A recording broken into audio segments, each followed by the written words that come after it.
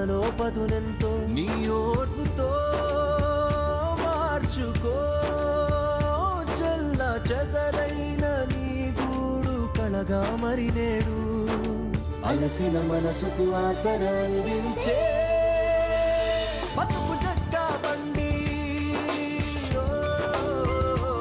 దారి చూపే బండి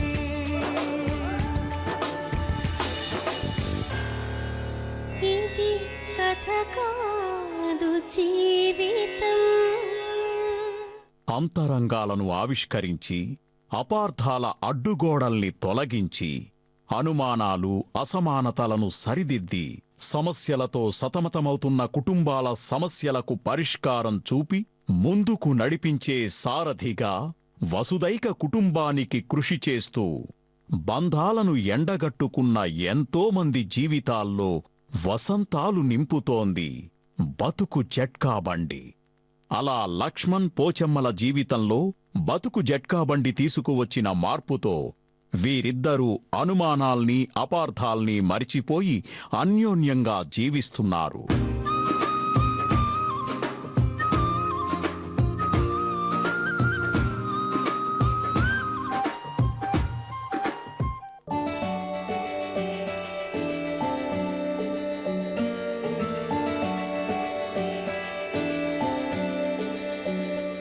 బతుకు జట్కాబండి కార్యక్రమానికి స్వాగతం. ఇది కథ కాదు జీవితం.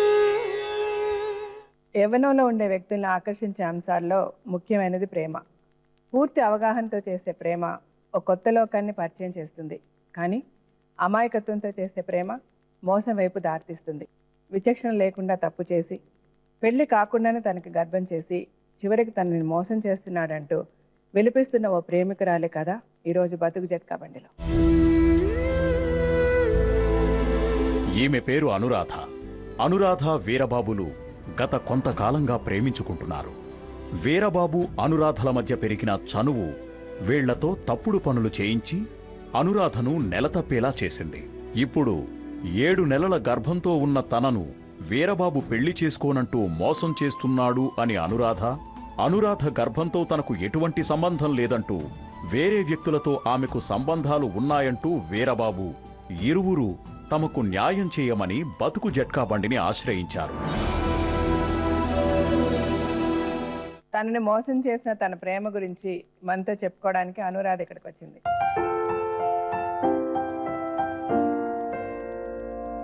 అనురాధ, మీ వయసు ఎంత? 22 మేడం.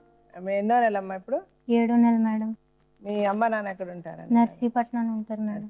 మీకు తోడబుట్టిన వాళ్ళు మీ సిస్టర్స్ బ్రదర్స్ ఎంతమంది? 2 అక్కలు మేడం. వాళ్ళకి మ్యారేజ్ అయిపోయింది. 2 అక్కలే, మొత్తం 3 అమ్మాయిలు. 3 అమ్మాయిలు. ఎక్కడ పని చేస్తున్నారమ్మా ఇప్పుడు? అక్కడే జీడిపప్పు ప్యాకింగ్ చేసుకుని అదే కంపెనీకి వెళ్ళేదాన్ని. అప్పట్లో ఒక అబ్బాయి పరిచయం అయితే నేను లవ్ చేశాను. అప్పుడు మీ వయసు ఎంత? అప్పుడు 20 ఏళ్ళు మేడం. 20? అబ్బాయి MBA చేశాడు. నాకు జాబ్ వస్తుంది, నేను ఒక 2 లక్షలు కడితే జాబ్ వస్తుంది, అప్పుడు పెళ్లి చేసుకోవచ్చు అని అన్నాడు. ఇది ఎన్ని నెలల మీ పరిచయం తర్వాత ఇట్లా చెప్పాడు? 2 నెలలు. డబ్బులు ఉండేవి మేడం అప్పుడు. నేను కూడా బాగా సంపాదించాను, ఇచ్చాను. నేను ఎంత సంపాదించారు మీరు?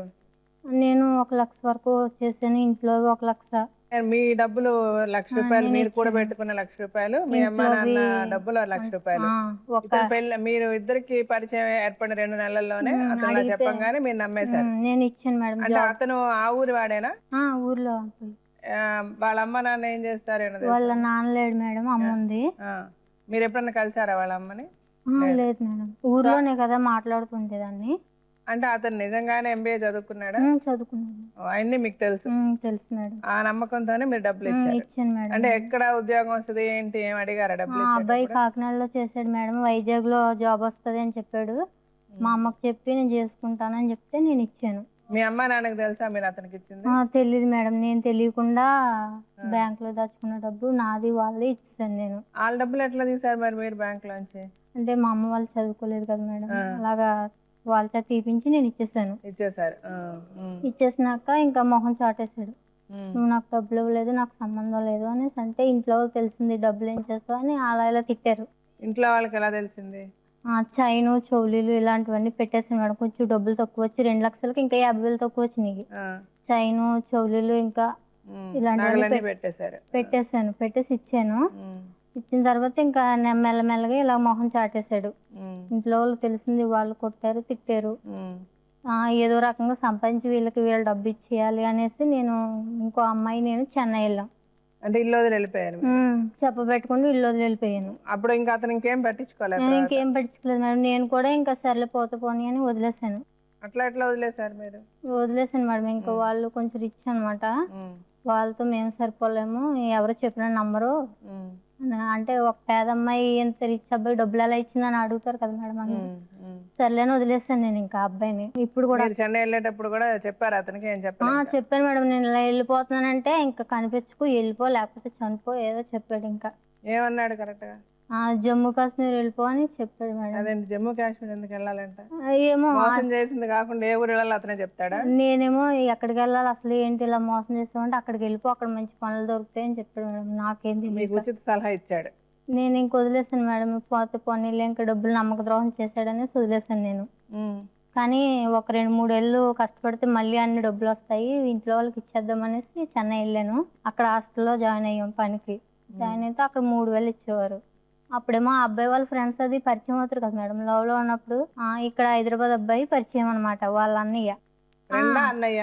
ఫ్రెండే మేడం. సో అతని ఫ్రెండ్స్ తో మీకు పరిచయం అయింది. ఆ ఫ్రెండ్ లో ఒక ఫ్రెండ్ హైదరాబాద్ లో ఉంటే నేను అతనికి ఫోన్ చేశారు. ఫోన్ చేశాను. ఇక్కడ శాలరీ తక్కువ ఇస్తున్నారండి, ఇలాగ అబ్బాయి ఇలా చేసాడు, అక్కడ ఏమైనా జాబ్ ఉండి చూస్తారంటే సరే ఇల్లు పనులన్నా పర్వాలేదు, ఒక 5-6 వేలు ఇస్తారు, రా చూస్తానని. ఇక్కడ నిజాంపేటలోనే రాశి కాలనీ అని ఉంది మేడం, అక్కడ పెట్టాడు తీసుకొచ్చి. నన్ను రమ్మంటే నేను వచ్చేసాను.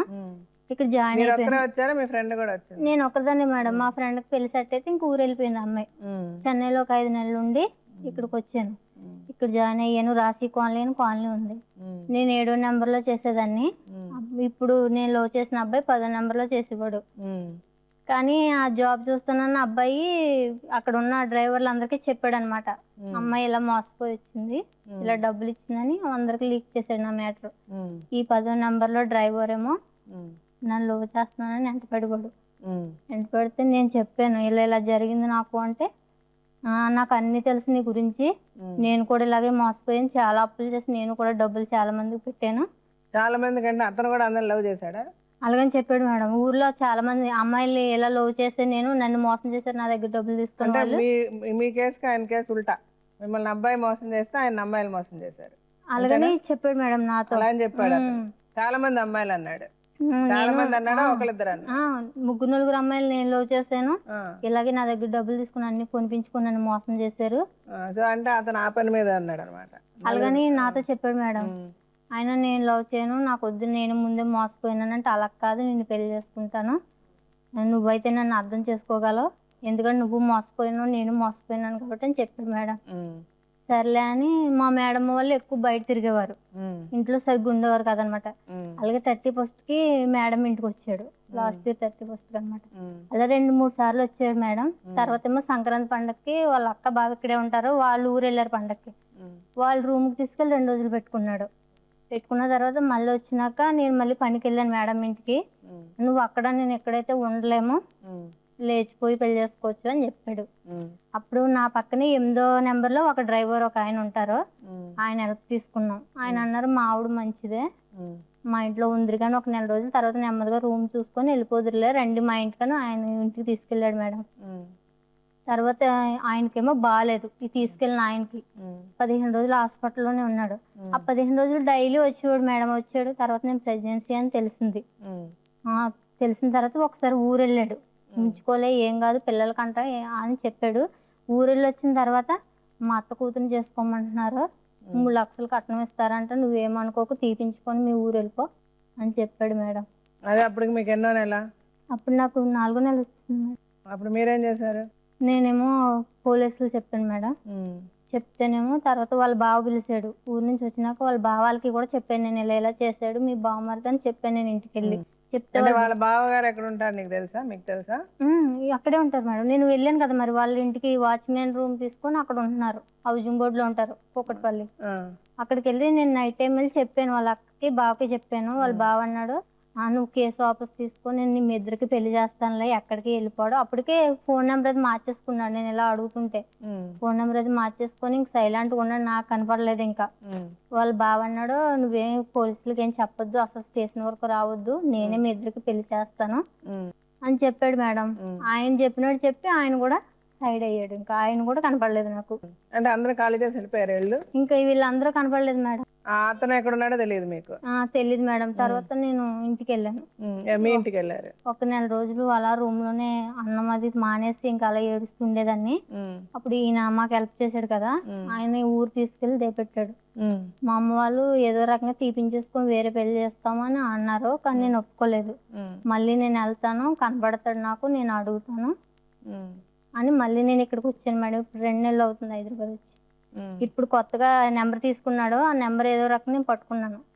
వాళ్ళ ఫ్రెండ్ కి అడిగితే ఇచ్చాడు అనమాట. అంటే మీరు మధ్యలో ఇతను కనబడలేదని అన్నారు కదా, మరి అప్పుడు అక్కడ పని చేయలేదు అతను? అక్కడే చేశాడు మేడం. కొన్నాళ్ళు ఊరెళ్ళిపోయి ఉండిపోయాడు. మేడం వాళ్ళు అమెరికా వెళ్ళారు, వాళ్ళ మేడం వాళ్ళు ఇక్కడ లేరు. ఊరది వెళ్ళి వస్తూ ఉండేవాడు. మీకు అప్పుడు కనబడలేదు కాబట్టి వాళ్ళ బావ అక్క బావ దగ్గరికి వెళ్ళారు. మీరు పోలీస్ కంప్లైంట్ వాపస్ తీసేసుకున్నారు? నేను ఇంకెళ్ళలేదు మేడం. ఇలా చెప్పాడు కాబట్టి అతను కూడా ఎస్కేప్ అయిపోయాడు. నేను ఇలా ఫోన్లు చేసినా ఎత్తలేదు. నేను మెసేజ్ కూడా పెట్టాను, కనీసం ఒక ఫ్రెండ్ గానే మాట్లాడన్నా సరే అందరికి చూపించి ఇంకెలా మెసేజ్లు పెడుతుంది అలాగే కానీ చెప్తూ తిరిగి. ఏమని మీరు మెసేజ్ ఫ్రెండ్ గానే ఉండండి, ఒక ఫ్రెండ్ గానే ఎలా అన్నా మాట్లాడేమో, నాతో మాట్లాడితే మార్చుకుందాం అనుకుని ఒక ఫ్రెండ్ గానే మాట్లాడని మెసేజ్ పెట్టాను. అయినా సరే ఏం రిప్లై ఇవ్వలేదు మేడం. అందరితో ఏం చెప్పాడు? అందరితో నన్ను రెచ్చగొట్టింది, అందుకే నేను వెళ్ళాను, ఆవిడ నన్ను పిలిచింది అని చెప్పాడు. అలాగని చెప్తూ డ్రైవర్లు అందరికీ చెప్పుకునేవాడంట మేడం. నాకు చెప్పకముందు అమ్మాయి ఎలాగా డబ్బులు ఎవరికో ఇచ్చేసి వచ్చేసిందంట, మీరు ట్రై చేసుకొని పడుతుంది అని ఇలా చెప్పేవాడంట అందరితో. నాకు అలా అని తెలియదు అప్పుడు. అదే ఈ విషయం మీకు ఎవరు చెప్పారు తర్వాత? ఈయన చెప్పాడు మేడం. ఎవరు? మాకు హెల్ప్ చేశాడు కదా. ఎవరు? అతను డ్రైవర్? అతను డ్రైవరే. అతనికి పెళ్ళి అయిందా? అయింది మేడం. అంటే మీరు వాళ్ళ ఇంట్లో ఉన్నప్పుడు వాళ్ళ వైఫ్ పిల్లలు అందరూ ఉన్నారు వాళ్ళ ఇంట్లో? ఉన్నారు మేడం. వాళ్ళందరికీ తెలుసు. ఇప్పుడు మీ తరఫున ఎవరైనా వచ్చారా? మీ అమ్మ నాన్న? లేదు మేడం, వాళ్ళే వచ్చారు. వాళ్ళ ఆవిడ ఆయన వచ్చారు, మాకు హెల్ప్ చేశారు కదా వాళ్ళ ఆవిడ ఆయన. మరి మీరు ముందు నుంచి తొందరపడ్డట్టు మీకు అనిపించిందా? లేదు మేడం, చేసిన తప్పు. ఆడపిల్లలు అన్నాక కొంచెం మనం జాగ్రత్తగా ఉండాల్సిన అవసరం ఉంది కదా. మీరు ఫస్ట్ టైము తప్పు చేశారు, 2 నెలలు 3 నెలలు తెలిసిన వ్యక్తికి వెంటనే పిలిచేసి డబ్బులు ఇచ్చేశారు. మళ్ళీ అతన్ని అట్లా వదిలేశారు. కొన్నేళ్ళు గొడవన్న పడి ఉండాలి, అది చేయలే మీరు. మళ్ళీ రెండోసారి కూడా అలాగే మోసపోయారు. పెళ్లి చేసుకోకుండా ఒకళ్ళని మనం ముట్టుకొని ఇవ్వడమే తప్పు కదా. ఇలాంటివి జరుగుతాయని మనకు తెలియదు. ఎన్ని కథలు చూసుంటాం మన చుట్టుపక్కల. ఎన్నో ఇన్సిడెంట్స్ ఇట్లా జరుగుతూనే ఉన్నాయి ఆడపిల్లల విషయాల్లో. మనం జాగ్రత్తగా ఉండకపోతే ఎలాగ మనల్ని ఎవరు కాపాడగలుగుతారు చెప్పండి. సరే, ఇప్పుడు వాళ్ళిద్దరిని పిలుస్తాను, వాళ్ళ మాట్లాడి ఏంటని మనం.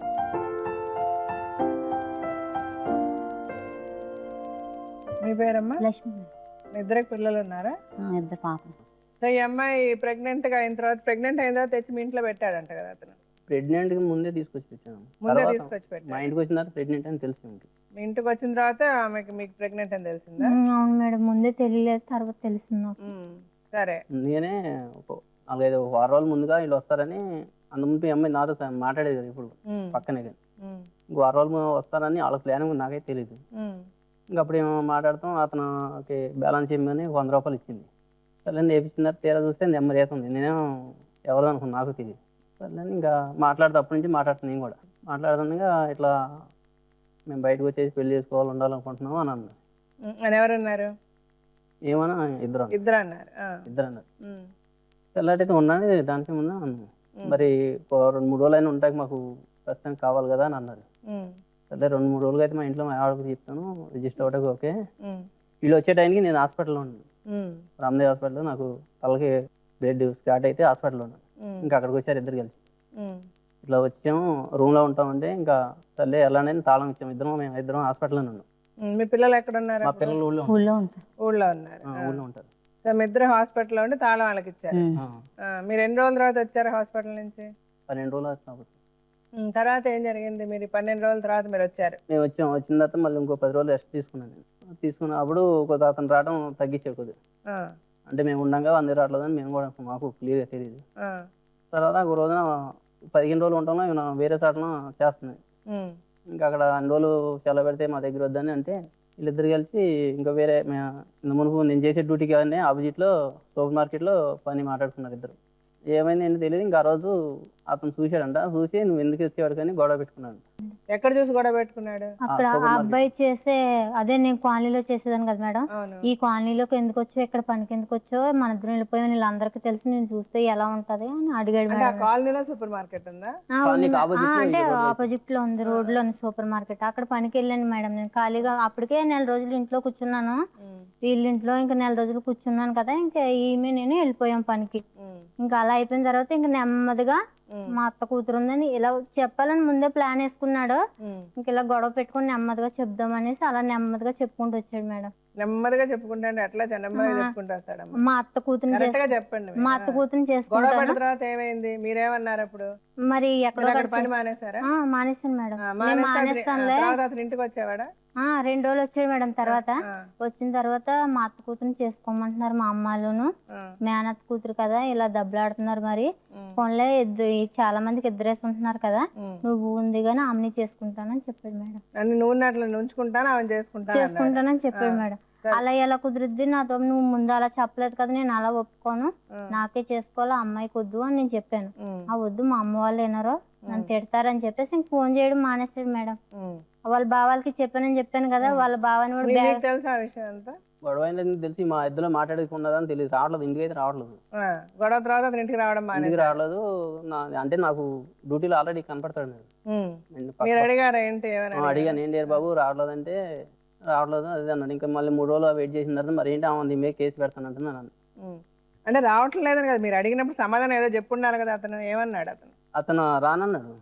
రానన్నాడు. నేను ఎందుకు రానన్నాడు? మీరు నేను అడగలేదు? అడిగాను. ఆ, అడిగితే ఇక్కడ నేను రావద్దన్నాను, అసలు ఏరియాలో కనిపించొద్దని చెప్పాను. ఉమ్, నేను వచ్చింది నా మాట వినకుండా వచ్చింది, అందుకే నేను రావట్లేదు అన్నాడు. ఉమ్. అంటే మీరు అనలేదు, నువ్వే కదా తీసుకొచ్చాడు, అతనే కదా అన్నాడు. అడిగాడు, మేము పెళ్లి అన్నాడు. చేసుకుంటాం, బయటకు వచ్చాను, మీ ఇంట్లో 3 రోజులు ఉంచడానికి కారణం అతను కూడా కదా. అవును. ఇప్పుడు మీరు అనలేదా మీరు పెళ్లి చేసుకుంటామని కదా నేను ఇక్కడ ఇంట్లో ఉండనిచ్చాను, మరి ఇప్పుడు ఇట్లా చేసుకోపోతే ఎట్లా అని మీరు అడగలేదా? అడిగితే మంచిగా ఉంటుంది అనుకున్నా కానీ ఇట్లా మరి నాకు రివర్స్ అయిద్దని నేను అనుకున్నాను అన్నాడు. రివర్స్ అంటే ఏంటి, అక్కడ- ఇప్పుడు నువ్వు అక్కడ- వద్దన్నా మానేసిన పని ఆ, అయితే మళ్ళీ రాలేదు, నువ్వు అన్న తర్వాత మళ్ళీ కనిపించింది ఈ మధ్యలో ఉమ్, అని అంటే ఏం చెప్పకుండా ఇంక వెళ్ళిపోయాడు ఆ రోజు. ఉమ్, మళ్ళీ 3 రోజులు వెయిట్ చేసిన తర్వాత మరి ఏంటి బాబు నువ్వు రావట్లేదు, మరి ఆమె మా ఇంట్లో ఉంది, మరి వెళ్ళి కేసు పెడతానంటుందని చెప్పట్లేదు. ఉమ్, ఉమ్, పెడితే పెట్టండి, నేను కూడా పెడతాను అన్నాడు. ఉమ్, అది కేసు పెడతాం సమస్య కాదు ఏ బాబు, ఏదైనా ఉంటే మాట్లాడుకోవాలి కానీ అన్నా. పెట్టుకొని నేను ఆమె చేసిన నేను చెప్తాను ఉమ్, అన్నాను. సర్లే మీరు చూసుకోండి మరి కేసులు అయితే, ఉమ్, మమ్మల్ని ఎందుకు సర్లే 2 రోజులని అడ్జస్ట్ అవ్వమని నేను ఇచ్చాను, ఉమ్, మమ్మల్ని ఎందుకు బయటకు లాతారంటే లేదు పెడితే పెట్టమని నేను పెడతాను అన్నాడు. ఉమ్, 4-5 రోజులు వెయిట్ చేసింది. ఉమ్, నేను అన్నాను 4 రోజులు ఎమ్మట వెళ్ళిపోతాను అన్న కోపంలో చేసింది. ఉమ్, 4 రోజులు ఆగు కొన్ని కోపంలో అన్నాడేమో వస్తాడని నేను ఆపాను. సైరా రావట్లేదు ఇతనే ఇట్లా అన్నాడు. ఉమ్, నెంబర్ కూడా మార్చేసాడు. ఉమ్, కొన్ని ఆ కాలనీలోకి వెళ్దాం రా, కొన్ని 4 సార్లు ముందు వెళ్దాం అన్న. ఉమ్, వద్దు కాలనీకి వెళ్తే అతను నా పరువు తీసేసా ఉంటాడు ఏరు బాబు, ఉమ్, అడగొద్దు అని అంది. ఉమ్, మరి ఆడికి వెళ్ళిపోతుంది నువ్వు ఎట్లా చేస్తావు అని అన్న. ఉమ్. అంటే మళ్ళీ స్టేషన్కి వెళ్తాను. స్టేషన్కి వెళ్తే అది పరిష్కారం అడిగిద్ది ఏంటి నీకు, స్టేషన్ అంటే ఇప్పుడు అక్కడికి వెళ్తే పరువు పోద్ది అంటాడు, మరి పోలీస్ స్టేషన్కి వెళ్తే పరువు ఉంటుంది అంటాడా? అలాగే అన్నాడు మేడం. ఎప్పుడన్నా నువ్వు మా కాలనీకి వచ్చి సార్ కదా ఏం చెప్పమాక, అసలు మనం ఇలాగ చాటుగానే ఉందాము. కరెక్టే అమ్మా, చాటుగానే ఉందాం అన్నాడు, మీ సారికి చెప్పొద్దు అన్నాడు. అసలు ఫస్ట్ ఆఫ్ ఆల్ నువ్వు నాకు నిజంగా అర్థం కావట్లే. అతనేమో మీ సారికి మా సారికి చెప్పొద్దు అంటే పెళ్లి చేసుకుంటాం అన్నాడు, సారికి చెప్తే తప్పేంటి? ఏమో మేడం మా మీరు ఏమో మేడం ఏంటి, మీరు అడగాలా లేదా? ఆ మాత్రం తెలివి లేదా మీకు? ఎవరు పడితే అట్లా ఏది చెప్తే అది చేసేస్తారా? అతనేమో వాడు సార్ దగ్గరికి రావద్దంటాడు, బయట చెప్పొద్దు అంటాడు, ఇలా తెలిసినా కూడా మీరు వెళ్ళి ఆయనతో సంసారం చేస్తారు, పెళ్లి చేసుకుంటాడని నమ్ముతారు. ఎట్లా చేసుకుంటాడని? పెళ్లి చేసుకునేవాడు ఎందుకు అట్లా దొంగచాటుగా చేస్తాడు? ఆలోచన మీకు రాలేదా? మంచిగా ఉండేవాడు కదా మేడం. అంటే ఎలా మంచిగా ఉండేవాడు? మీతో శుభ్రంగా సంసారం చేస్తే మంచిగా ఉండేవాడా? పెళ్లి చేసుకోకుండా సంసారం చేసేవాడు మంచోడు ఎట్లా అవుతాడు? ఏ విధంగా మంచోడు అతను? మీకు ఎక్కడ మంచోడు అనిపించింది? ఇలా చెప్పాడు కదా మేడం, నేను మోసపోయి నువ్వు మోసపోయావు, మోసపోయి అంటే 4-5 నేను ప్రేమించాను అని చెప్పాడు, మంచోడు అయ్యాడు నీకు. నేను అలాగనే నమ్మాను మేడం. ఎట్లా నమ్ముతావు నువ్వు? మీరు ఎట్లా నమ్ముతారు? మీరు చెప్పే దాంట్లో అసలు ఏమన్నా అర్థం ఉందా? వాళ్ళ సార్ దగ్గరికి రావద్దని చెప్పాడు అన్నప్పుడన్నా మీకు అనుమానం రాదా? సార్ దగ్గరికి వస్తే పరువు పోద్ది, పోలీస్ స్టేషన్కి వెళ్తే పరువు ఉంటుందా? మరి కాలనీకి వస్తే పొరుగు పోద్దన్నా కదా, ఇక్కడ కేసు పెట్టుకుంటానంటే పెట్టుకుని నేను కూడా పెట్టుకుంటానన్న. మరి అలాంటప్పుడు మీరు కాలనీకి వెళ్తారా పోలీస్ స్టేషన్కి వెళ్తారా? నేను సరే ఓకే, స్టేషన్కి పోలీస్ వెళ్ళాను స్టేషన్కి మేడం వెళ్ళారు. మీరు మాట్లాడే దాంట్లో అసలు అర్థమే లేదు నిజంగా. మీ పేరు అనురాధే కదా? సరే పోలీస్ స్టేషన్కి వెళ్ళారు, ఏమైంది పోలీస్ స్టేషన్లో? వాళ్ళేమో ఈ అబ్బాయికి ఫోన్ చేసి పిలిచారు మేడం. నేను ఊర్లో లేను, శ్రీశైలం వెళ్ళాను, అక్కడ ఇక్కడ అంటే ఇంక వారం రోజులు రావడమే మానేశాడు. సరే తర్వాత వాళ్ళ బావ నన్ను కలిసాడు కదా మేడం. కలిసినాక నేను మీ ఇద్దరికి పెళ్లి చేస్తాను అనగానే మీరు ఆ పోలీస్ కేసు కూడా వదిలేశారు. నేను ఇంకెళ్ళలేదు మేడం. ఇలా సరే చెప్తున్నారు ఓకే, కదా ఈయన అని. సంతోషం. ఆ తర్వాత ఆయన ఇప్పుడేమో పెళ్లి చేసుకోని అంటున్నాడు. ఇప్పుడు మనిషి దొరకట్లేదు. దొరికాడు ఇప్పుడు మనిషి? ఇప్పుడున్నాడు. అడిగితే ఏమంటున్నాడు? ఇప్పుడు అదే అంటున్నాడు, నేను పెళ్లి చేసుకోని అంటున్నాడు. ఇప్పుడు ఆ అబ్బాయిని పిలిచి మాట్లాడతా, వాళ్ళ చుట్టాలు ఎవరైనా వచ్చి ఉంటారు, వాళ్ళు మాట్లాడతారు. ఇప్పుడు వాళ్ళు వేరే విషయం, నువ్వు వేరే విషయం చెప్తే నేనేం మాట్లాడడానికి ఉండదు. అవును కరెక్ట్ మేడం, గా ఆ అబ్బాయి అదే చెప్తున్నాడు మేడం. జరిగినవి నీ తప్పైనా అతని తప్పైనా ఎవరి తప్పైనా మీరు నిజాలు చెప్తే అప్పుడు నేను మాట్లాడడానికి ఉంటుంది. మీ అందరికి అదే చెప్తున్నా. ఏది దాస్తే కూడా మనం మాట్లాడడానికి. ఇప్పుడు అతను వచ్చి వేరే నిజం చెప్పాడు అనుకోండి, అది మీరు నాకు చెప్పలేదు అనుకోండి, అప్పుడు నేను మీతో ఏం మాట్లాడతాను చెప్పండి? ఒకటికి 10 సార్లు ఆలోచించుకొని నిజం చెప్పండి. అంటే అబ్బాయికి కాలనీలో ఇంకా అందరూ ఫ్రెండ్స్ ఉన్నారు కదా మేడం. ఈ అమ్మాయి మోసపోయి వచ్చింది, ఈ అమ్మాయిని చేసుకుంటే వాళ్ళందరూ నన్ను ఎక్కిరిస్తారు. ఆ అబ్బాయి ముందే ప్లాన్ వేసుకుని టైం పాస్ చేసుకోగేద్దామని అనుకున్నాడు. అందరితో అదే చెప్పేవాడంట, కానీ నాకైతే తెలియలేదు మేడం. నాకు తర్వాత చివరికి తెలిసింది. సో ఇది మీరు అనుకుంటున్నారు, లేకపోతే అక్కడ వాళ్ళందరూ చెప్పారు? చెప్పారు మేడం. అందరూ ఇట్లాగే మాట్లాడేవాడు అతను చెప్పారు. అందరూ మా అత్త అయితే ఇలా చెప్పేవాడు, నీతో ఎలా చెప్పేశాడు అని అన్నారు మేడం. మా అత్త కూతురు ఉంది, ఆ అమ్మాయిని చేసుకోవాలంటే. సరే ఇప్పుడు అతను పిలిచి మాట్లాడతాను, అతను ఏం చెప్తాడు చూడు.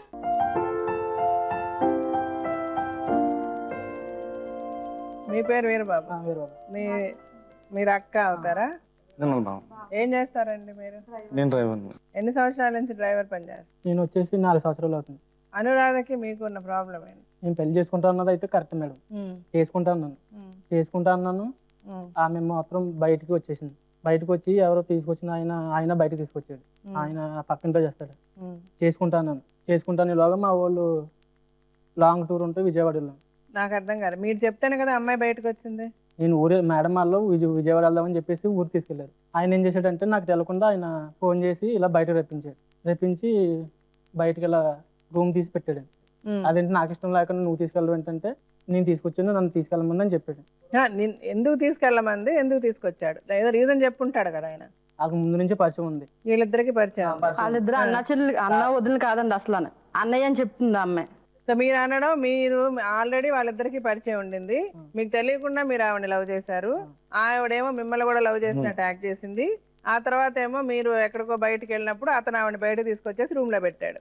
మీకు అది తీసుకొచ్చాక మీకు ఫోన్ చేశాడు అతను? చేసాడు. తీసుకొచ్చి వెంటనే చేశాడా, తర్వాత చేశాడా? తీసుకొచ్చిన 2 రోజులు చేసాడు. 2 రోజులు చేసి ఏం చెప్పాడు? నేను ఒక రూమ్ లో పెట్టానని చెప్పాడు. రూమ్ కు రాను అని చెప్పాడు. నేను రూమ్ కు రావడానికి ఆంధ్రలో ఉన్నాను, రావడానికి టైం పడుతుంది అని. రూమ్ లో ఎందుకు పెట్టానన్నాడు, ఎందుకు తీసుకొచ్చానన్నాడు? వేరే డ్రైవర్లు పరిచయం ఉంటే ఆ మేడం వాళ్ళు ఇచ్చి విషయాలు తెలిసిపోతుంది, ఆ విషయం వీళ్ళకి తెలిసిపోతుందని చెప్పేసి ఈమె చేసి డబ్బులు మీరు మధ్యలో ఎత్తి ఇవ్వకండి అమ్మా, కొంచెం ఉండండి. ఆయన చిన్నపిల్లాడా? ఇప్పుడు నువ్వు ఇంకొక స్టోరీ, ఇంకొక డ్రైవర్ తో పరిచయం ఉంది ఆవిడకి అంటే చెప్తున్నాను ఇవన్నీ అరే కరెక్ట్ గా చెప్పాలి. నువ్వు చెప్తున్నావు, ఊరికి ఇష్టం వచ్చినట్టు చెప్పకూడదు. ఎవరితో నువ్వు చూసావా సంబంధం ఉందని? చూసాను. అప్పుడు కరెక్ట్ గా మాట్లాడు. అంటే నేను ప్రేమించక ముందు తెలదు మేము ఇదంతా, తర్వాత తెలిసింది ఇవన్నీ. ఎప్పుడు తెలిసింది నీకు? తర్వాత ఈమె వచ్చి స్టేషన్ కంప్లైంట్ ఇవ్వడం ఇవన్నీ చేయగా, పోలీస్ స్టేషన్ కంప్లైంట్ ఇచ్చిన తర్వాత నీకు తెలిసింది ఇప్పుడు వేరే వాళ్ళతో సంబంధాలు ఉన్నాయి. ఎట్లా తెలిసింది? మా ఇంటికి వచ్చాము, కంప్లైంట్ ఇచ్చింది, స్టేషన్ లో కంప్లైంట్ ఇచ్చి మా ఇంటికి వచ్చిందండి. ఇట్లా కనబడతలేదు బాబు, కంప్లైంట్ ఇస్తున్నాం అని చెప్పేసింది. చెప్తే ఆయన మాకు తెలదు ఇంతవరకు. మా బావ అన్నాడంటే ఇలా జరిగింది చేసావని అడిగాడని. నేను విజయవాడలో ఉన్నాను, బయలుదేరరా అర్జెంట్ అని చెప్పి వచ్చాను. వస్తే ఇలా చేసావంటే ఏంటి అంటే, చేశాను బాగా కరెక్ట్ అన్నా. అయితే ఏ ఆడపిల్లన్నా ఒకటే కదా, పెళ్లి నీకు ఇష్టమే అని అడిగాడు. నాకు ఇష్టమే బావా అన్న. అయితే నేను చేస్తాను అన్నాడు. నేను ఒప్పుకోలేదని, ఎందుకంటే ఈ విషయం నాకు తెలిసింది. ఏ విషయం తెలుసు? ఈ డ్రైవర్ తీసుకెళ్లి పెట్టడం తెలిసి అతనే ఫోన్ చేసి చెప్పి నాకు తెలిసిందేంటి అంటే తర్వాత మళ్ళీ ఇంకా తెలిసినాయి కదండి డ్రైవర్లు వెళ్ళడం. డ్రైవర్లు వెళ్ళిన సంగతి నీకు వాళ్ళు చెప్పారా, నువ్వు చూసావా? వాళ్ళు చెప్పారండి. వాళ్ళు చెప్తే వాళ్ళు 100 చెప్తారు. ఇప్పుడు నువ్వు 4-5 ప్రేమించి నేను మోసం చేశారని చెప్పావు అమ్మాయి. నేను చూసిన డ్రైవర్ ఒకడండి, ఈయన ఒకడు. తర్వాత నేను కళ్ళారా చూశాను. నువ్వు కళ్ళారా అమ్మాయి ఇంకో డ్రైవర్ తో సంసారం చేయడం చూసాను. అప్పుడు అమ్మాయి ప్రెగ్నెంట్. ఆమె ప్రెగ్నెంట్ ఇప్పుడు కూడా నాకు చెప్పలేదు. ఆ, ప్రెగ్నెంట్ అనే చెప్పలేదండి. మరి నీకు చూస్తే తెలియట్లే అమ్మాయి నాకు ప్రెగ్నెంట్. ఇప్పుడు దాకా ప్రెగ్నెంట్ అని చెప్పలేదండి. ఆ అమ్మాయి పోలీస్ స్టేషన్ లో కంప్లైంట్ ఇచ్చినప్పుడు కూడా అమ్మాయి ప్రెగ్నెంట్ అని తెలియదు నీకు. ఆమె ఏమి ఇచ్చిందంటే ఏర్బాబు కనబడతలేదు, నాతో మాట్లాడతలేదు, మీరే సాక్షులు అంటే వీళ్ళ మీద కంప్లైంట్ ఇచ్చింది. ఇస్తే వీళ్ళు స్టేషన్కి వచ్చి నన్ను పిలిపించారండి. అప్పుడు విజయవాడ నుంచి వచ్చాను. వచ్చి రాగానే పోలీస్ స్టేషన్కి వెళ్ళి ఇలాగ ఏర్బాబు విజయవాడలో ఉన్నాడు, వస్తున్నాడు. ఎన్నాళ్ళు ఉన్నావు నువ్వు విజయవాడలో? వారం రోజులు ఉన్నాను. వెళ్ళాక వాళ్ళని కూడా పిలిపించారండి. వాళ్ళు పిలిపితే మేము ముగ్గురు వెళ్ళామండి. వాళ్ళు రాలేదు. మీ అమ్మ నాన్న తీసుకురా, పెళ్లి చేసేస్తాను మా బావ చెప్పాడండి. మా బావ చెప్పినా సరే వాళ్ళ అమ్మ నాన్న తీసుకురాలేదండి. తీసుకురాకుండా 4 నెలలు ఊరు వెళ్ళిపోయిందండి. రాలేదు. అప్పటి నుంచి ఇప్పుడు కనపడలేదు. ఆమె కొడి పని కూడా తెలదండి. ఆమె వచ్చి ఇలా పెట్టింది. ఏమండి మేడం గారు ఒక్క మాట నేను చెప్తున్నాను. ఇప్పుడైనా కూడా నేను వాళ్ళ అమ్మని నాన్నని వాళ్ళ ఇంట్లో పెద్దోళ్ళని వీళ్ళ ఇంట్లో పెద్దోళ్ళని మాట్లాడి ఏదైనా పరిష్కారం చేయడానికి మేమైతే. సరే, ఇప్పుడు మీరు అనడం, ఇతను చెప్పడం, ఆ సాంబార్ అతనికి ఈవిడికి అఫైర్ ఉండింది, అతను చూశాడు. ఇప్పుడు ఆయనేమో వాళ్ళ వైఫ్ ఆవిడ ఇద్దరు ఇళ్లలో ఉన్నా. నిజానికి వాళ్ళు ఫోన్ వైఫ్ బాగా కాదా కనుక్కోండి ఫస్ట్. ఏమండి సాంబా గారు, మీరేం చెప్తారు? మీ ఎదురుగానే మాట్లాడుతున్నారు వాళ్ళిద్దరు. వీళ్ళ అమ్మ నాన్నకి అంతా తెలుసు. వాస్తవంగా అయితే పెళ్లి చేసుకున్నాను కాదు, తీరే చెప్పింది. మీ ఇద్దరం వీళ్ళ అమ్మ నాన్నకి తెలుసు, మా వాళ్ళకి తెలుసు, అంతా తెలుసు. ఏం తెలుసు వాళ్ళమ్మ అంటే? మీరిద్దరు పెళ్లి చేసుకోవాలా? పెద్దల్లో చేసుకోవాలా, మామూలుగా చేసుకున్నాం ఇద్దరం. మీరిద్దరు పెళ్లి చేసుకున్నారు? ఎక్కడ చేసుకున్నారు? గుళ్ళే చేసుకున్నాం. గుళ్ళో చేసుకున్నారు. ఎన్నాళ్ళైంది మీకు పెళ్ళి? పెళ్ళి 9 సంవత్సరాలు అయిపోయింది. 9 సంవత్సరాలు. 9 సంవత్సరాల నుంచి మీరు కలిసే ఉన్నారు? కలిసి ఉంటున్నాం. అంటే వాళ్ళ అమ్మ నాన్నకి తెలియకుండా తెలుసు, నేను వెళ్తున్నాను, అన్నీ ఉన్నాయి. ఇది ఇంకా ఇద్దరు భార్య భర్తలు కాలం ఉండి ఎలా ఉంటారు? 9 సంవత్సరాలు కలిసి ఇది ఉండి పిల్లల కంటే ఇంకా తెలియకుండా ఎలా ఉంటుంది? అంటే మీ డౌట్ ఏంటంటే వాళ్ళిద్దరికి వాళ్ళిద్దరు కూడా ఓన్ భార్య భర్తలు కాదండి. ఓన్ భార్య భర్తలు కాబట్టి అద్దె భార్య భర్తలు. అదే ప్రూఫ్ చేయించండి కనీసం. అది కాదండి, ఓన్ భార్య. ఇప్పుడు వాళ్ళిద్దరు గుళ్ళో పెళ్లి చేసుకొని కలిసి సంసారం చేస్తున్నాం 9 ఏళ్ళ నుంచి. చేసింది కూడా ఏంటంటే ఊరు నుంచి 4 3 పిల్లలను లేకపోతే ఎవరినో సంథింగ్ తీసుకొచ్చి ఒక రూమ్ తీయడం, వాళ్ళ 4 ఒక రూమ్ లో పెట్టడం, వాళ్ళ పనులు పంపడం. మీరు ఇంత ప్రోగ్రాం దాకా మీరు వచ్చారు కదండి. ఇదే ఇష్యూ నా ఇంటి దాకా మీరిద్దరు తర్వాత కేసు అయినప్పుడు ఎందుకు రాలేదండి? సాధారణంగా ఆలోచిస్తే ఈ అమ్మాయి ముక్కు తేలి ముఖం తెలియనప్పుడు ఈ అమ్మాయి నువ్వు జాగ్రత్త తీసుకోవాల్సిన పని ఏంటి నీకు?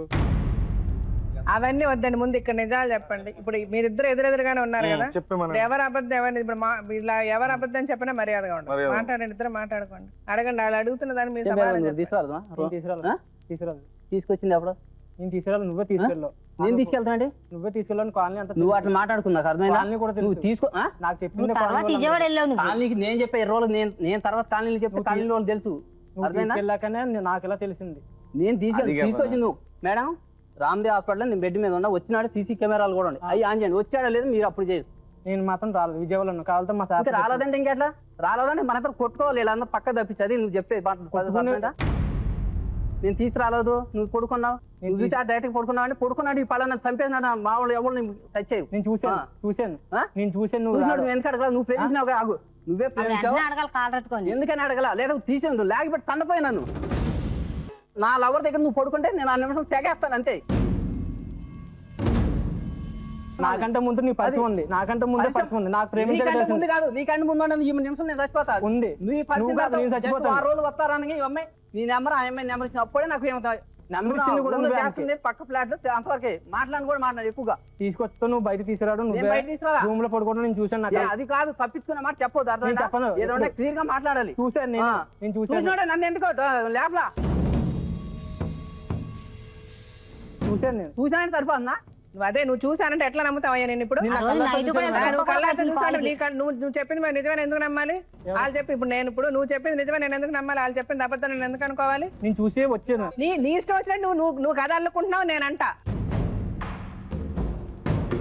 నువ్వు చేసిన తప్పు అనిపించింది కాబట్టి నీ బావ పెళ్లి చేస్తానన్నాడు. అమ్మాయి తిరిగిన సంగతి చేసుకోవాలి కదండి, అప్పుడు వదిలేసి వెళ్ళిపోయింది. అదొక్కటి మాట్లాడండి. ఎందుకు వెళ్ళిందని కనుకోండి. అమ్మాయి ప్రాబ్లం అమ్మాయికి ఉందా? నువ్వెందుకమ్మా వాళ్ళు పెళ్లి చేస్తానన్నా?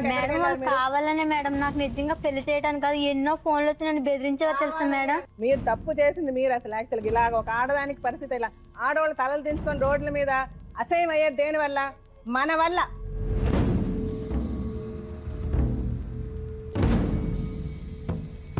మనల్ని మనం జాగ్రత్త చేసుకోలేమా? ఎవడ పడతాడికి ఎందుకు అసలు మనం ఆస్కారం ఇవ్వాలి మనల్ని ముట్టుకోవడానికి? ఏంటంత ప్రేమలు వచ్చేసాయి? ముందు వెనక ఆలోచించకుండా చేసే తప్పుల వల్ల కదా ఇలాగ వచ్చి నిలబడాల్సి వస్తుంది అన్ని చోట్ల వెళ్ళి. ఆడ స్త్రీ అంటే ఇట్లా తలదించుకోవాల్సిన పరిస్థితి ఎందుకు వస్తుంది? ఎవడేమన్నా ఎందుకు పడాల్సి వస్తుంది? వాళ్ళు పెళ్లి చేస్తామన్నారా? అక్కడి నుంచి చెప్పు. పెళ్లి ఆయన చేస్తామన్నారా? చేస్తాన్నాడు మీ అమ్మ మేడం. నాన్నని తీసుకురమ్మన్నాడా? అవును మేడం. ఫోన్ ఇక్కడి నుంచి నెంబర్ చెప్పు ఏమైంది. నేను మా అమ్మలకి చెప్పాను మేడం. చెప్తే నువ్వు కొడుకు చేసుకుని ఉంటే నువ్వు సరే, నువ్వు కడుపు చేసుకున్నావు, మేము రాము చేయము అన్నారు. ఓకే, అప్పుడు వెళ్ళి మళ్ళీ ఆయనతో చెప్పారా మీరు? ఆయన ఫోన్ నెంబర్ ఇంక పని చేయలేదు మేడం. సరే, ఆయన ఇల్లు తెలియదా మీకు? తెలుసు మేడం. ఒక రోజు నేను వెళ్ళాను ఇలా చెప్దామని. అక్కడ వేరే ఆయన అన్నారు, వాళ్ళు లేరు, ఊరు వెళ్ళిపోయారని చెప్పాడు మేడం. నేను ఇంకా అక్కడ నుంచి అన్నమది మానేసి ఇంక ఏడుస్తూ కూర్చుంటే ఈయనేమో మా ఇంట్లో వాళ్ళకి చెప్పాడు మేడం, ఇలా ఏడుస్తుంది, చచ్చిపోయేలా ఉంది, దేబెడతాను ఏమనుకోకుండా అని ఈయన మా ఇంటికి తీసుకెళ్ళి దేబెడతాడు మేడం. మీ ఇంట్లో వాళ్ళని తీసుకొని ఇంటికి వెళ్ళారు కదా, అప్పుడన్నా మీరు ఇంట్లో వాళ్ళని 10 రోజుల తర్వాత మీ ఇంట్లో వాళ్ళని తీసుకొని మళ్ళీ రావాలి కదా. నేను మా ఇంట్లో వాళ్ళు రానన్నారు మేడం. మళ్ళీ మీరన్నా రావాలి కదా. 4 నెలలు ఏం చేశారు? 4 నెలలు నేను ఉండలేదు మేడం ఈ ఊర్లోని. 2 నెలలు ఇంటి దగ్గర ఉంచుకున్నారు. ఇలాగ తీయించేసుకో, వేరే పెళ్లి చేస్తాము, ఇంకా అబ్బాయికి అదే మరి 2 నెలలు మీరు ఎందుకు అక్కడ ఉన్నారు? అతను పెళ్లి చేస్తానని వాళ్ళ ఇంట్లో పెద్ద మనిషి అన్న తర్వాత మీ అమ్మ నాన్న రాలేదు. ఓకే, మీరు మళ్ళీ రిటర్న్ వచ్చి మళ్ళీ ట్రై చేసుకోవాలి కదా. ఏమండి మా అమ్మ నాన్న రావంటున్నారు, నేను ఇలా కడుపుతో ఉన్నాను, మీరే నాకు న్యాయం చేయండి అని వాళ్ళని అడిగారా వెళ్ళి? ఇంక నేను మళ్ళీ రాలేదు కదా మేడం. ఇంకా అక్కడ నుంచి ఫోన్ చేసినా వీళ్ళిద్దరి కలవలేదు. ఎన్ని రోజులు రాలేదు? ఎందుకు రాలేదు? 2 నెలలు ఉండిపోయింది మేడం ఇంటి దగ్గర. పెళ్ళి అన్నది ముఖ్యం కదా. ఇప్పుడు ఎందుకు వచ్చారు మరి 2 నెలల తర్వాత? తర్వాత ఇంక మా అమ్మ నాన్న ఇలా తీయించుకోమన్నారు, కానీ నేను తీయించుకొని అబ్బాయిని అడుగుతానని మళ్ళీ వచ్చాను 2 మేడం. నెలలు ఇన్ని రోజులు ఎందుకు ఆగాల్సి వచ్చిందని అడుగుతున్నా నేను. ఇప్పుడు యాక్చువల్గా ఈ ప్రోగ్రామ్ లో డాక్టర్ కళ్యాణ్ చక్రవర్తి గారు ఉంటారండి. ఆయన like is psychiatrist plus is a very good doctor అనమాట. యాక్చువల్గా ఆమె సైకలాజికల్ గా ఆమె పరిస్థితి ఏంటి, ఈ సిచ్యువేషన్ లాగా ఎందుకు వచ్చింది ఆయన అనలైజ్ చేసి చెప్తారు డాక్టర్ కళ్యాణ్ గారు. అలాగే అనురాధ గారు ఉన్నారు. లీగల్ గా ఆమెకి ఏమేమి రైట్స్ ఉంటాయి, రేపు ఆ బేబీ ఎవరి బేబీ అని తెలుసుకోవడానికి చాలా ఈజీగా తెలుసుకోవచ్చు. ఇతనికి ఆ బేబీకి సంబంధం ఉందా లేదా అన్నది. అలా తెలిస్తే తనకున్న లీగల్ రైట్స్ ఏంటి, ఇతను లీగల్ గా ఎట్లా పనిషబుల్, అవన్నీ కూడా ఆవిడ చెప్తారు. సో ఇప్పుడు ఆయన డాక్టర్ గారు కూడా లాయర్ గారు కూడా రానివ్వండి, వాళ్ళిద్దరు కూడా ఏం చెప్తారో విని అందరికీ మంచి జరిగేలా ఒక పరిష్కారం ఏంటని ఆలోచిద్దాం. సార్ రండి.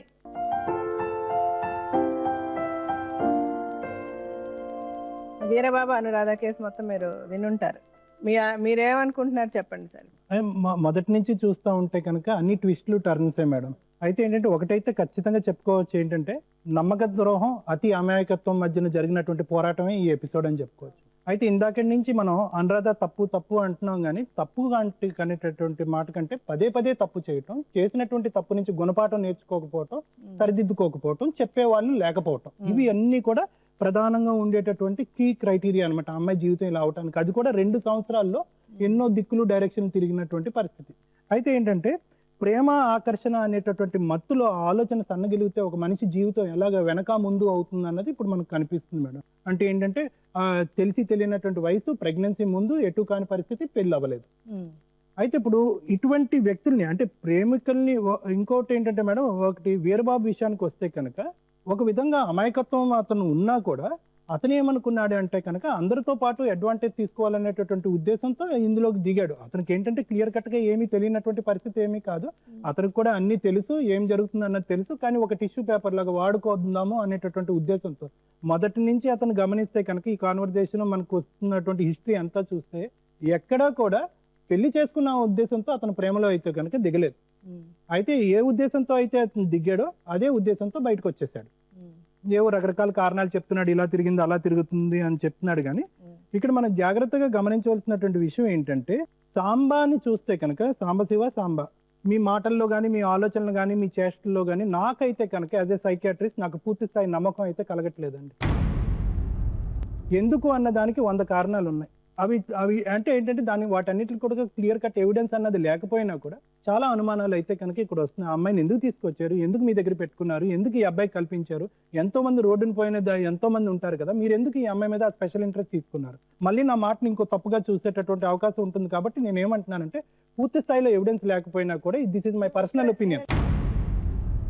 అనురాధ ఒకసారి తన సైకాలజీ గురించి అర్థం చేసుకుంటే కనుక 20 years అప్పుడు తను బయటకు వచ్చింది, అప్పు చేసిందో డబ్బులు ఇచ్చిందో ఇదంతా మనకి తెలియదు, కానీ ఇచ్చానని చెప్తుంది, ఏదో మోసపోయింది.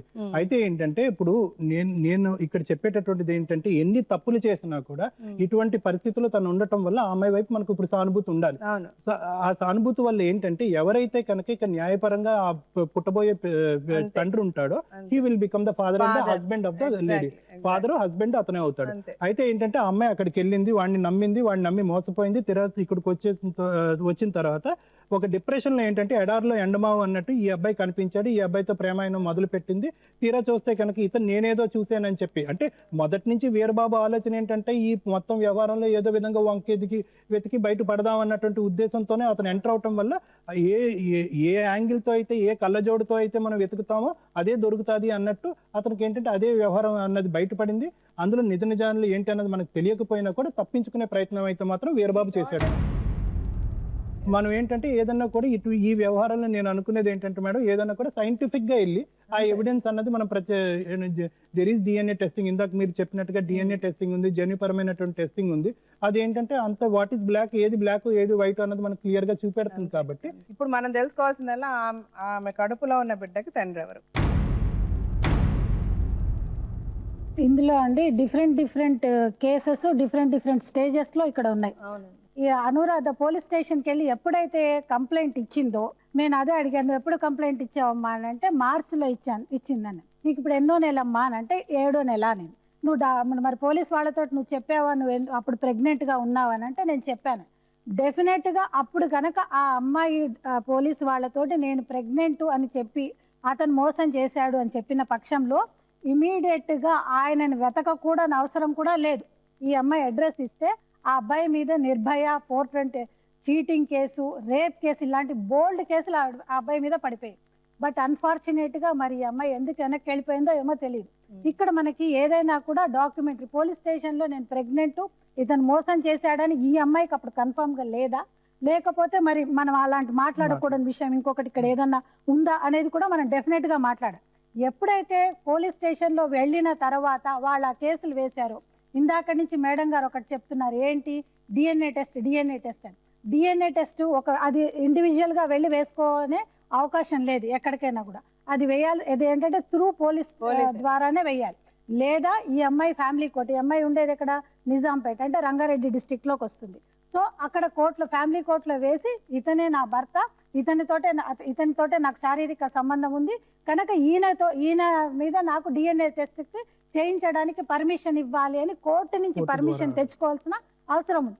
కానీ ఎంత ప్రక్రియ ఆ అమ్మాయి పోలీస్ స్టేషన్లో కంప్లైంట్ ఇచ్చినప్పుడు చాలా ఈజీగా పోలీసు వాళ్ళు చేసేవాళ్ళు. ఇంకొకటి, ఎప్పుడైతే ఏ ఆడవాళ్ళు అయితే నేను ప్రెగ్నెంట్ని, నాకు ఈయన మోసం చేశాడని పోలీస్ స్టేషన్కి వెళ్ళిన తర్వాత ఏ పోలీస్ స్టేషన్లు గుడ్డిగా లేవు.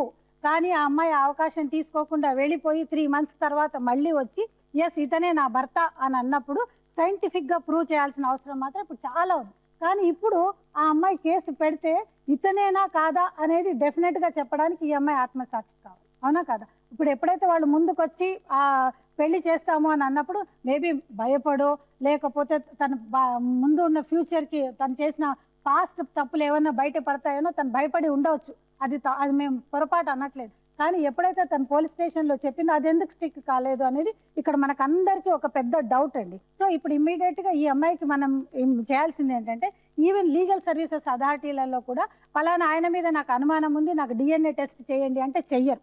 ఎందుకంటే అది చాలా సైంటిఫిక్గా ఒక అథెంటికేటెడ్గా కోర్టు ద్వారానే పిటిషన్ వేసి చేసుకోవాల్సిన టెస్ట్ కనుక ఈ అమ్మాయికి మనం ఒకటి చేయాల్సింది ఏంటంటే, నీ ఆత్మసాక్షి అతని ఆత్మసాక్షి అనేది ఒకటి ఆల్రెడీ మీరు ఇందాకటి నుంచి ఫిల్టర్ చేసినా కూడా కొన్ని సాల్వ్ కాని క్వశ్చన్స్ ఇందులో ఉన్నాయి కనుక మీరు నిర్భయ చట్టం కింద రేప్ కేసు ఇలాంటివన్నీ చట్టాలకు అతీతులై మరి శిక్షకు అనుభవించి అలాంటి దానికి వెళ్తారా, లేదు అంటే ఆ అమ్మాయి సింపుల్గా ఫ్యామిలీ కోర్టులో ఒక పిటిషన్ వేసి డిఎన్ఏ టెస్ట్కి పర్మిషన్ ఇచ్చినప్పుడు మీరు వెళ్తారా అనేది అతను చెప్పిన ఇమీడియట్గా మనం ఆ అమ్మాయికి ఒక హెల్ప్ లాంటిది చేసి ఫ్యామిలీ కోర్టు ద్వారా డిఎన్ఏ టెస్ట్కి వెళ్ళడానికి పర్మిషన్ లాంటిది ఇప్పించడానికి మేము ఇక్కడ సహకరిస్తాం. మీరు ఒప్పుకుని ఆ అమ్మాయిని మరి ఇప్పుడు మ్యారేజ్ చేసుకుంటాను అంటే ఫర్దర్గా అమ్మాయి డిఎన్ఏ టెస్ట్కి వెళ్ళి ప్రూవ్ చేసుకుని ఆమె ఏంటి మీరే తండ్రి అనేది చేసే అవకాశాలు ఉండవు. లేదు అని అంటే మాత్రం ఈ లీగల్ ప్రాసెస్ అంతా చెప్తున్నాను. ఇంకొకటి అండి, మీరు ఆయన దగ్గర నుంచి ఒక ప్రామిస్ తీసుకుని ఒకవేళ డిఎన్ఏ టెస్ట్ నువ్వు డిఎన్ఏ టెస్ట్కి రెడీ అమ్మా? Ready madam. ఒకవేళ అది ప్రూవ్ అయితే నువ్వు పెళ్లి చేసుకుంటావా? డిఎన్ఏ టెస్ట్ నువ్వు ఇష్టపడి చేయించుకుంటావా, కష్టపడి చేయించుకుంటావా? అంతే, రెండే. నువ్వు ఇష్టపడి చేయించుకుంటే ఎవరికి ప్రాబ్లం లేదు, అమికబుల్ గా మన నలుగురిలో అంతే. నడిచిపోతాయి. ఉమ్. కష్టపడి చేయించుకుంటారంటే పోలీసులు, కేసులు, కంప్లైంట్లు ఇవన్నీ నడుస్తాయి. దానికి నాలుగు రావాల్సి వస్తుంది, ఆడమ్మ నాన్న రాదు, అదంతా పెద్ద తతంగం. అందరిని ఇబ్బంది పెట్టిన వాడు అవుతావు. నువ్వు టెస్ట్ గురించి ఎంత ఆలోచిస్తున్నావు అంటే అందరికి ఇప్పుడు నిజాన్ని ఇప్పటికే తెలిసిపోయింది, అర్థమవుతుంది కదా. ఇప్పుడు టెస్ట్ అన్నది ఒక ఫార్మాలిటీ మాత్రమే అని నేను అనుకుంటున్నా. రైట్. Okay, very good. అది రాయించండి సార్, ఫస్ట్ అమ్మాయికి టెస్ట్ చేయించండి. ఉమ్. అది ప్రూవ్ అయిన తర్వాత అప్పుడు మనం బిడ్డ తంది అయితే అప్పుడు 110% అతను లీగల్ గా ఆమె చేసుకోవాల్సిన అవసరం ఉంటది. కాబట్టి ఆ తర్వాత మన కన్సర్న్డ్ లీగల్ డిపార్ట్మెంట్ లో అప్పుడు ఎట్లా అని డెసిషన్ చేస్తాయి. ఎందుకంటే అట్లీస్ట్ ఇప్పుడు ఒకవేళ ఇన్ని హర్డిల్స్ మధ్యన అంటే ఇన్ని అవాంతరాల మధ్య చేసుకోవాలా లేదా అనేది ఇప్పుడు ఇంకా మీరు ఇప్పుడు ఈ పెద్దరికం కూడా మీకు పోతుందండి. మీరు అన్నారే మేము మాట్లాడతామని, ఒక్కసారి ప్రూవ్ అయిన తర్వాత 110% అతనే ఆ పిల్లాడికి తండ్రి అన్నట్టు ఇంకా మీ చేతుల్లో ఏమీ ఉండదు. కనుక మీరు ఇందాక ఇంత చెప్పినట్టుగా ఒప్పుకుంటున్నారు కనుక ఆ టెస్ట్కి మా ఫ్యామిలీ కోర్టులో ఫస్ట్ లీగల్ అదేంటి మన ప్రీ లీగల్ ఎయిడ్ కింద ఒక అడ్వకేట్ నేను మీకు అపాయింట్ చేస్తారు. నువ్వు ఒక పిటిషన్ మేడమే చేస్తారు మేడం. అది మీరు మొత్తం చేసిన తర్వాత దానికి కావాల్సిందంతా నేనేంటి మీకు చూస్తాను. మీరు ఎందుకంటే వాళ్ళు ఆ టెస్ట్ కి రెఫర్ చేసే ముందు ఫస్ట్ వీళ్ళిద్దరికి రిలేషన్షిప్ ఉందా లేదా అనేది ఫస్ట్ ఎంఐ ఎస్టాబ్లిష్ చేయాలి. కనుక మన ఎంఓయూ ద్వారా అది నువ్వు చెప్పగలిగే అవకాశాలు ఉంటాయి. కనుక ఆ ఎంఓయూ కూడా రేపు పొద్దున అంటే కోర్టుకి డాక్యుమెంటరీ ఎవిడెన్స్ ఉండాలి. కనుక మీ ఇద్దరి మధ్యన రిలేషన్షిప్ ఉంది, ఫిజికల్ రిలేషన్షిప్ ఉందని కూడా మేము రాస్తాం. రాసిన తర్వాత దీని కొన్ని డిస్ప్యూట్స్ మూలాన మేము ఇది నిజ నిర్ధారణ చేసుకోవడం కోసమని నేను కోర్టుకు అప్రోచ్ అవుతున్నాను, నాకు డిఎన్ఏ టెస్ట్ కావాలని చెప్పేసి ఎప్పుడైతే పిటిషన్ వేస్తావో దాన్ని యాక్సెప్ట్ చేస్తారండి. ఆ పర్మిషన్ తోటి అతను వెళ్తాడు. ఆ రిజల్ట్ మనం చూసిన తర్వాత డెఫినెట్ గా అది కరెక్ట్ అక్యురేట్ రిజల్ట్సే వస్తాయండి అక్కడ. అప్పుడు మనం ఓకే.